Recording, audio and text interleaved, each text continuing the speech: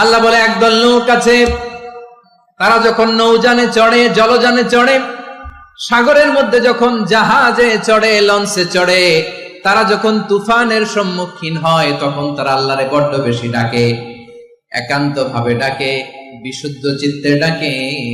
তখন মুসলিম আল্লাহরে ডাকে, হিন্দু আল্লাহরে ডাকে, ঠিক কিনা বলেন? আস্তিক আল্লাহরে ডাকে, নাস্তিক আল্লাহরে ডাকে, ঠিক কিনা? লঞ্চের ভেতর, স্টিমারের ভেতর কান্নারে রোল পড়ে যায়, চিৎকারের রোল পড়ে যায়, সবার মুখ দিয়ে শুধু একটা আওয়াজ, লা ইলাহা লা ইলাহা। আবার তুফান থেকে তাদেরকে সেফ জোনে নিয়ে, নিরাপদ জোনে নিয়ে যখন বন্দরে আমি আল্লাহ তাদেরকে ভিড়িয়ে দেই, ওই লোকগুলো আবার আমি আল্লাহর সাথে শিরিক করে। এরকম আছে না নাই? জাহাজে উঠছে, সাগরের মাঝখানে তুফান, ওই সময় দেখবেন আল্লাহ কারে কয়।